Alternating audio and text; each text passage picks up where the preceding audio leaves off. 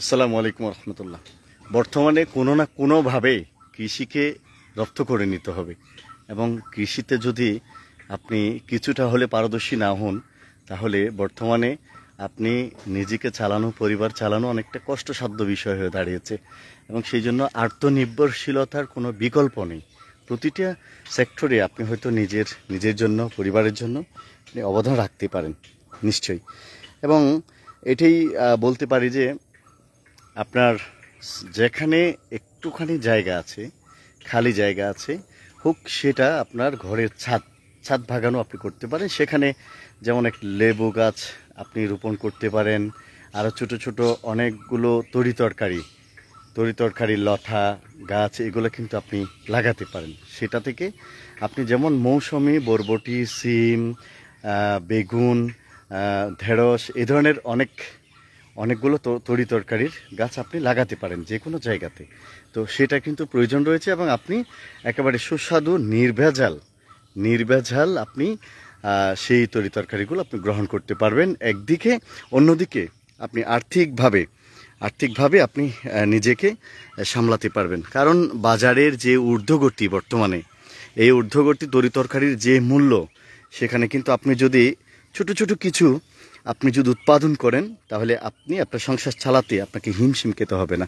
আপনি যেই পেশায় থাকুন না কেন, যেই পেশার লোক হন না কেন, অবশ্যই আপনাকে আত্মনির্ভরশীলতায় এগিয়ে আসতে হবে এবং কৃষিকে রপ্ত করে নিতে হবে। ছোট ছোট করে আপনি বিভিন্ন জায়গায় যখন আপনি রোপণ করবেন, যেমন বললাম যে কোনো খালি জায়গা বা ছাদের মধ্যে হোক, আপনার বাড়ির উঠোন হোক, কিংবা আপনার বাড়ির যদি ঘরে কোনো ধরনের না থাকে তাহলে টবের মধ্যে করে কিন্তু আপনি এগুলো উৎপাদন করতে পারেন। তো সেই জন্যে এগুলো করতে পারলে আপনি মোটামুটি স্বাবলম্বী হবেন। কারণ ঘরের তরিতরকারিগুলো আপনি টাকা ছাড়া বাজার থেকে যে ঊর্ধ্বমূল্য দিয়ে না কিনে একেবারে টাটকা ফ্রেশ আপনি খেতে পারবেন। তো যাই হোক, আমার বাবা এই যে লেবু গাছ আসলে অনেকগুলো অগাছা একেবারে ঘিরে ধরেছে। এই লেবু গাছ এই জমিটাতে রোপণ করেছিল। তো দুটি গাছ এখানে উঠেছে মাত্র। সেই দুটিতে যে পরিমাণ লেবু আমরা দেখেছি এ পর্যন্ত ধরে নিয়েছে, আমরা যেই রমজানের যে ঈদ ছিল, রমজানে তো একটা লেবুর দাম, এই ধরনের একটি লেবু আপনার 30 থেকে, এমনকি আমি একটা লেবু নিয়েছিলাম এরকম 30 টাকা দিয়ে নিয়েছিলাম, 30-35 টাকা। তো এই গাছ থেকে কিন্তু আমরা সেই লেবু তুলেছি। এখনও পর্যন্ত অনেক লেবু আছে। পুরো আমার মনে হয় 6-7 মাস, 4-5 মাস ধরে খাচ্ছি লেবুর তো অতি প্রয়োজনীয় একটি পণ্য এটি লেবু।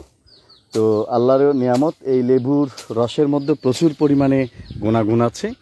তো ফলে কিন্তু এটার ব্যবহার সর্বত্র প্রয়োজনও রয়েছে। তো আব্বা এখানে লাগিয়েছিল এবং দুটি গাছ কিন্তু উঠেছে। মোটামুটি সেই দুটি গাছের যে পরিমাণ লেবু এসছে, অগাছাগুলো আসলে প্রচুর পরিমাণ এখানে ঘিরে ধরেছে। চারিদিকে কিন্তু ক্ষেত খামার রয়েছে আমাদের এই জায়গাটিতে। তো অগাছা রয়েছে প্রায়শ, অনেকবার আমি এখানে পরিষ্কার করে দিয়েছি, এরপরও এরকম অগাছার দেখা মিলছে। তো যেটা বলতে চাইছিলাম যে এইভাবে কিন্তু আমি যে পেশায় আছি, আপনি যে পেশায় আছেন, সেই পেশার পাশাপাশি এবং এই ছোটো কিছু কৃষিতে কিছুটা অভিজ্ঞতা অর্জন করুন এবং সেটি আপনার খালি জায়গা যেখানে আছে, বাড়ির ছাদ হোক বা পাশে অনেকের হয়তো ছোট ঘর, পাশে তেমন একটা নেই, হয়তো বারান্দা আছে, সেই বারান্দাতে একটা টবে বসিয়েও আপনি কিন্তু লেবু গাছ বলেন, বরবটি, ঢেঁড়স, আরও ছোট অনেক ধরনের সবজি আছে যেগুলো আপনি সেই গাছগুলো আপনি লাগাতে পারবেন। সেখান থেকে আপনি উপকৃত হবেন আর্থিকভাবেও এবং স্বচ্ছভাবে, একেবারে নির্ভেজাল টাটকা সবজি আপনি খেতে পারবেন। তো এটার প্রয়োজন রয়েছে। আমিও নিজেকে একটু গোছানোর চেষ্টা করছি যে পেশার সাথে আছি এবং এই পেশায় থেকে পাশাপাশি এই ধরনের মন দিচ্ছি, এখন মন বসানোর চেষ্টা করছি। ছোট কিছু সবজি ক্ষেত করব, যেখান থেকে আমার বাইরে সরবরাহ করার দরকার নেই, কিন্তু নিজেরা পরিবারে খেতে পারবো এবং পরিবারের জন্য এটা। এই যে লেবু আমি নিচ্ছি, এখান থেকে দেখতে পাচ্ছেন। একটু দেখাই, এখানে কিন্তু প্রচুর পরিমাণে আসলে গাছের মানে অনেক উপরে পর্যন্ত উঠেছে। কতগুলো তর্ণলতা আছে। তর্ণলতার কিন্তু অনেক দামি একটি লতা তর্ণলতা। তো তর্ণলতার কিন্তু গাছের জন্য, এখানের জন্য কিন্তু সেটা অগাছা, মানে কোনো কাজে আসবে না। এটা সবচেয়ে বড়, তর্ণলতাতে আমাদের কাজে আসে যখন আমরা কাটাছিড়া হয়, তখন কিন্তু তর্ণলতা আমরা ব্যবহার করি থাকি। এই যে লেবু দেখুন, লেবু দেখানোর চেষ্টা করছি আপনাদেরকে। থরে থরে এখানে ধরে আছে, অনেকগুলো লেবু নষ্টও হয়ে গেছে ভেতরে। আসলে অনেক বড় গাছ তো, এই লেবু গাছের কিন্তু কাঁটা আছে, অনেকগুলো কাঁটা। সেই কাঁটাগুলো মারিয়ে ভেতরে প্রবেশ করে সেগুলো ছেঁড়া কিন্তু অনেকটা কষ্টসাধ্য বিষয়। এই যে দেখতে পাচ্ছি,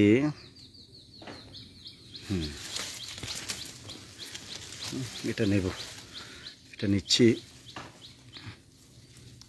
এই ধরনের আরেকটা জিনিস খেয়াল করবেন যে ঝোপ জঙ্গলে ঢুকলে কিন্তু আপনাকে খুব সাবধানে ঢুকতে হবে, আল্লাহ না করুন। তো সেই জন্য কিন্তু আপনাকে সাবধানতা অবলম্বন করতে হবে। এখন আপনি বলতে পারেন যে সাবধানতাটা কি?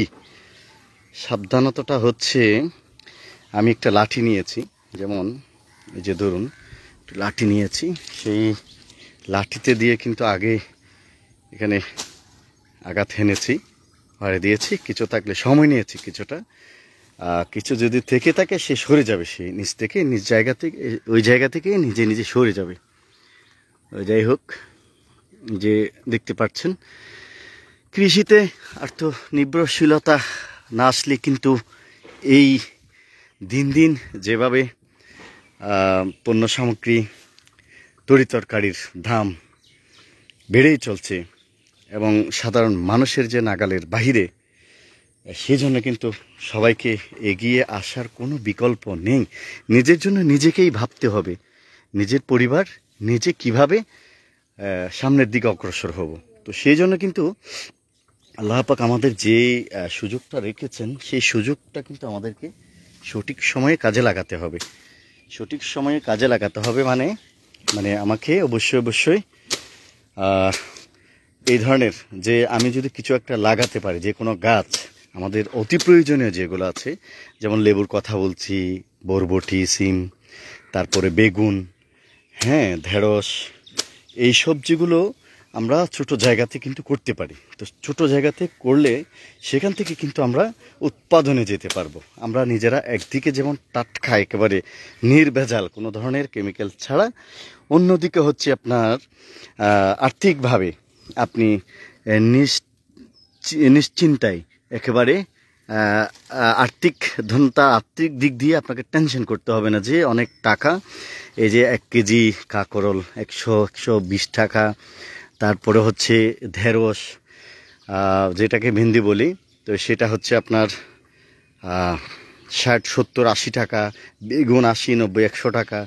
ছোট ছোট এই গাছগুলো কিন্তু আমরা টপেও করতে পারি। তো সেই জন্য আমাদেরকে এভাবে ভেবে সামনের দিকে অবশ্যই অগ্রসর হতে হবে। লেবু নিচ্ছি, আব্বা লাগিয়েছে এই গাছ, 2টি গাছ এখানে টিকেছে। এই 2টি গাছের মধ্যে যে পরিমাণ লেবু, আপনারা অবাক হয়ে যাবেন। সেই পবিত্র মাহে যে রমজান গেল রমজান থেকে আমরা খাচ্ছি। এখানে ভেতরে অনেকগুলো নষ্টও হয়ে গেছে, কারণ লেবু গাছে কাঁটা আছে, সেই কাঁটা মারিয়ে ভেতরে প্রবেশ করাটাও একটা কষ্টসাধ্য বিষয় অনেকভাবে। আর এখন যেহেতু বর্ষা মৌসুম, প্রচুর পরিমাণে আগাছা উঠেছে, চারিদিকে ঘিরে ধরেছে। এই যে দেখা যাচ্ছে এখানে প্রচুর অনেকগুলো লেবু আছে। সেগুলো ছিঁড়ে নেব একটা একটা, এগুলো তুলে নিতে হবে। আমি আরেকটা দেখাই আপনাদেরকে একটু। এখানে এই যে দেখা যাচ্ছে, এটা নিলাম। এখানে কাটা আছে, কিন্তু ছেঁড়ার সময় কিন্তু আপনাকে সাবধানতা অবলম্বন করতে হবে। যাই হোক, শেষ করব। অনেকে আমার সাথে আছেন এবং অনেকেই পরে হয়তো ভিডিওটা দেখবেন। তো যেটা বলতে চেয়েছি, আসলে কৃষি জ্ঞান আমাদেরকে অর্জন করতে হবে, কৃষিকে রপ্ত করে নিতে হবে। বর্তমান যে পরিস্থিতি বাজারের, 1 কেজি তরকারি আপনার 60-70-80-90 টাকার নিচে কোনো তরকারি নেই। সেজন্য আমাদের যে খালি জায়গাগুলো আছে, ছোট ছোট জায়গাগুলোতে, এরকম প্রচুর জায়গা হয়তো সবার নাই, এখানে যেমন আমাদের এই জমিটা আছে ছোট, তারপরে এখানে অনেক কিছু উৎপাদন করতে পারি আমরা। এখন তো অনেক খরচ পড়ে যায় উৎপাদনের ক্ষেত্রে, এখানে যে আগাছার যে পরিস্থিতি, তো এখানে চারিদিকে কিন্তু ক্ষেত খামারি রয়েছে। তো সেটাই বলতে চেয়েছিলাম যে আমাদেরকে এই বাজারের ঊর্ধ্বগতিতে ঊর্ধ্বমূল্য তরিতরকারির কেনার চেয়ে আমরা যদি আমাদের পেশার পাশাপাশি জায়গাগুলোতে ছোট বড় উঠোনে ছাদে যে কোনো জায়গাতে আমরা যদি ছোট ছোট করে সেই ক্ষেত খামারগুলো করি, সেখান থেকে উৎপাদিত পণ্যগুলো তরকারিগুলো আমরা একেবারে ফ্রেশ তরকারি এবং কোনো ধরনের টেনশন ছাড়াই আমরা সেগুলো ভক্ষণ করতে পারবো। সেই জন্য আমাদেরকে অবশ্যই কৃষিতে অভিজ্ঞতা অর্জন করতে হবে, কৃষিকে আমাদেরকে রপ্ত করে নিতে হবে। সকলে ভালো থাকুন, সুস্থ থাকুন। আসসালামু আলাইকুম রহমতুল্লাহ।